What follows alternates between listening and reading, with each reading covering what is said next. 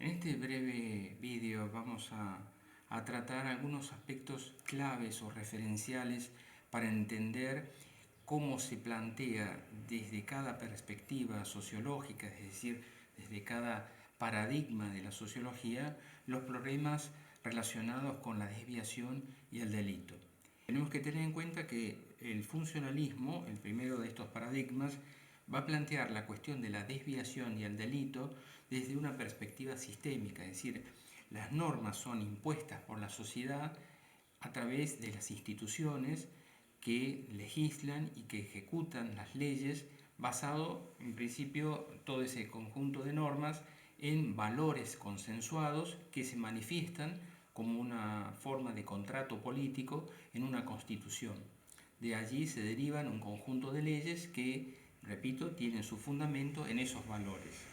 En el momento en que se plantea la norma escrita, es decir, positiva,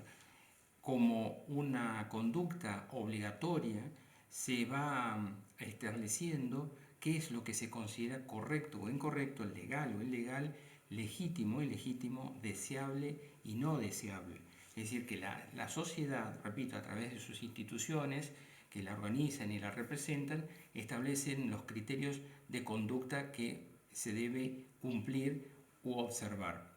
Es decir, que es una perspectiva general, se atribuye a la sociedad la autoridad última, de alguna manera, que refiere a las normas deseables. Tenemos que tener en cuenta que cuando nos referimos al delito es una transgresión de la ley, pero cuando hablamos de desviación es más bien un concepto sociológico. Y atención a esto porque no necesariamente van de la mano, ya que en el sentido de que son conductas que contradicen las prácticas sociales habituales, es decir, que no está directamente vinculado con una noción de ley o derecho. Es decir, que aquí no estamos poniendo en juicio la moralidad de una conducta, porque puede ser que una cierta conducta individual o colectiva sea realmente ejemplar. Por ejemplo, si hay una enorme evasión fiscal como norma cultural, que es lo que se hace, y hay un grupo de individuos que cumple escrupulosamente y en tiempo las obligaciones fiscales, podría ser considerado como una desviación, en el sentido de que está contradiciendo prácticas culturales que se imponen de un modo u otro en forma general. Es decir, que aquí no estamos haciendo un planteo moral, sino estrictamente observable, sociológico, y que no pretende moralizar a nadie, simplemente se destaca una conducta que es algo extraña en relación a las prácticas que normalmente se habitúan. Pero, volviendo al tema central, la relación entre desviación y delito evidentemente es muy estrecha y puede darse una confluencia en el sentido de que una conducta transgrede la ley,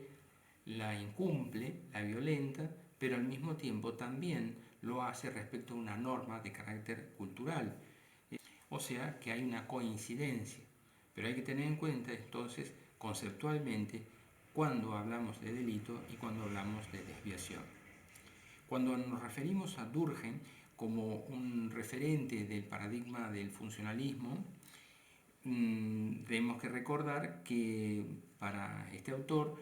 la desviación es una parte normal de la vida social, es decir, que todo el conjunto de los individuos que conforman una sociedad hacen del mejor modo posible una conducta de vida que se encuadra genéricamente en las normas estipuladas por la sociedad, pero no quiere decir que en algún momento o en distintas ocasiones se pueda, digamos, comportar de un modo que no siempre es como lo dicta la propia sociedad. Es decir, que la desviación es parte de la normalidad. O sea, no es que sea deseable, simplemente que es inevitable, porque sería una sociedad de autómatas si todo el mundo cumpliera con sus obligaciones estrictamente como se les manda. Por otra parte, el paradigma del interaccionismo simbólico más bien reduce el análisis de la desviación y el delito a la relatividad que marcan los grupos sociales, los ámbitos sociales o incluso ciertas instituciones. Es decir, que ya no es la sociedad la que dice qué está bien o está mal conforme a la legislación que se va imponiendo, sino que tiene que ver la mirada de los grupos en cuestión para considerar una conducta como deseable o indeseable, o una inconducta que es de algún modo castigada y observada como transgresora por parte del grupo o del ámbito social que se trate. Aquí cabe entonces una valoración subjetiva. Ninguna conducta es por sí misma desviada o no, sino que tiene que ver en la mirada del grupo social que juzga o que observa, valora esa conducta. Puede ser que una conducta sea ejemplar para cierto grupo social y para otro grupo social sea todo lo contrario. Ciertos grupos sociales o clases sociales fuertemente moralistas pueden observar como una inconducta las más pequeñas desviaciones de las pautas establecidas, mientras que para otros grupos sociales, a lo mejor con una cierta liberalidad en sus ideas o en sus prácticas sociales, puede ser más bien esa conducta completamente aceptada y, al contrario, protegida en cierto modo. Una banda de delincuentes tienen también sus propias normas internas y un cierto criterio de, podríamos decir, de aceptabilidad de ciertas conductas, o incluso los mismos valores que en otros grupos mayoritarios se sostienen, en estos grupos de delincuentes más bien son valores que están transgredidos o invertidos. Es decir, supongamos, la valentía como un valor puede ser entendida de muy diversas maneras según sean los grupos sociales de los que se trate, o la osadía, la temeridad, el sentido de la amistad,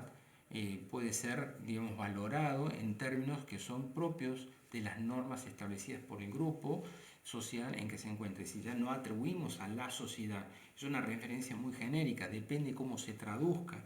el valor que se le da a cierta obligatoriedad en cada grupo social, en cada ambiente social, puede ser incluso en ciertas instituciones en particular, sea de carácter judicial o policial. Es decir, que hay toda una consideración puramente relativa, subjetiva, acerca de lo que se considera como correcto o incorrecto, normal o desviado, o una transgresión o una inmoralidad. Todo eso es relativo en la concepción del interaccionismo simbólico, es decir, en la interacción entre los individuos a través de un lenguaje comunicacional que permite configurar un sentido de la realidad. También se está estableciendo cuáles son las normas o las conductas sociales que se esperan que cumplan cada uno de los individuos que conforman ese grupo social, esa clase social o ese ambiente social en particular. Aquí, repito, se impone un criterio claramente subjetivo. Todo lo contrario en el caso del funcionalismo, que es la sociedad que establece ciertas normas como obligatorias, y de allí, a partir de ese momento, se diferencian las conductas que son reprobables de las que son aceptadas. En el caso del realismo de izquierda o la criminología crítica, que tuvo una creciente importancia y fortaleza en materia de investigación y de influencia también dentro del mundo académico a partir de los años 70 del siglo pasado, más bien ha planteado el problema de la desviación del delito como una cuestión vinculada a la desigualdad de poder. Las diferencias de clase hace que quienes hacen las leyes sean también los mismos que la pueden vulnerar, la pueden ignorar o pueden zafar, podríamos decir, de los castigos que les corresponden. Es decir, que hay una desigualdad de poder derivada de las diferencias de clase y los enfrentamientos que se producen entre los grupos sociales que están desigualmente empoderados. Incluso en muchos casos se plantea que ciertos delitos, por ejemplo contra la propiedad, son una forma de resistencia de ciertos sectores sociales que están oprimidos por condiciones desiguales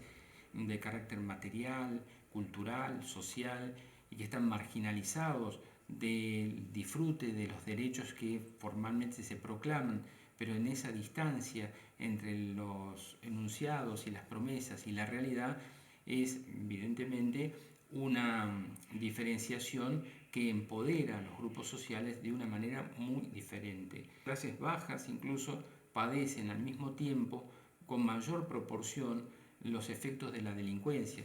porque tienen menos condiciones para protegerse contra las amenazas contra su seguridad y su propiedad.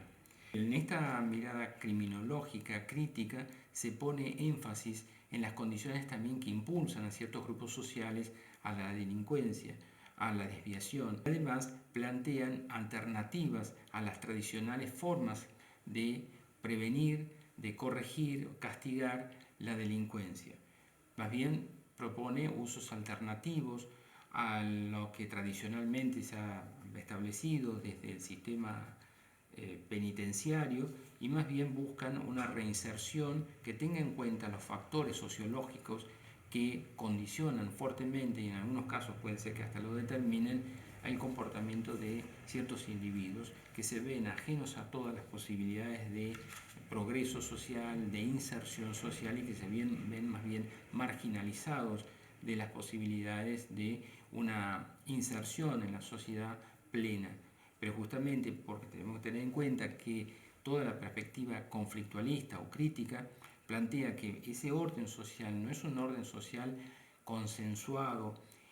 acordado en cuanto a las formas de sociabilidad, sino más bien es un orden impuesto, donde una minoría tiene los recursos de poder económico e institucional, y decir que esa minoría se impone con sus recursos institucionales de poder económico y social, que les permite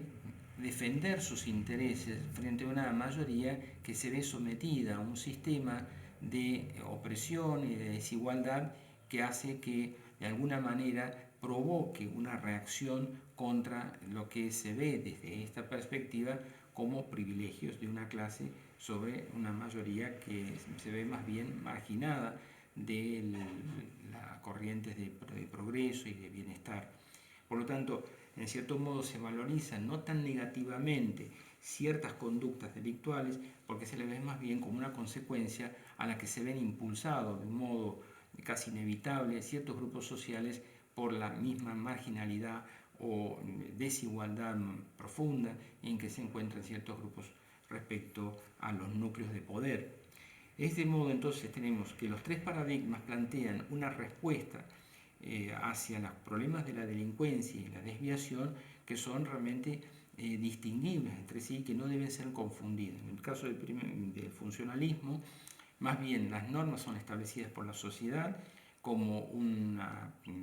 manifestación, una expresión concreta de los valores que sean consensuados, y a partir de allí quedan marcadas las conductas que deben ser observadas y que de alguna manera sirven como un parámetro para criticar, para juzgar o valorar favorablemente o negativamente las conductas individuales o colectivas. Es la sociedad, de alguna manera, el referente fundamental, el marco general en el que podemos entender la cuestión de la desviación y el delito. En el caso del interaccionismo, todo es relativo, todo tiene que ver con la mirada subjetiva de los grupos en cuestión, es decir, que nada está dado por sí mismo, es decir, que para el interaccionismo ninguna conducta es desviada en sí misma, por su propia naturaleza, sino que depende de la mirada, la valoración que haga el ambiente social en cuestión. Es decir, que el grupo social en cuestión va a ser el que defina si esa conducta es desviada o no. Y en el caso de la criminología crítica es una cuestión de diferencias o desigualdades de poder, es decir, quienes tienen, podemos decir, el dominio del sistema jurídico y político, que es el que elabora las leyes y las impone y asegura por justamente el monopolio de la coacción física legítima que tiene el Estado, marca la diferencia entre las desigualdades de poder que hay respecto a otros grupos sociales, a las clases más bajas que se ven desfavorecidas por un sistema social que está basado precisamente en la imposición de ciertos privilegios que hacen que algunas conductas se tomen referencialmente como correctas y que son compatibles con los intereses de los grupos dominantes.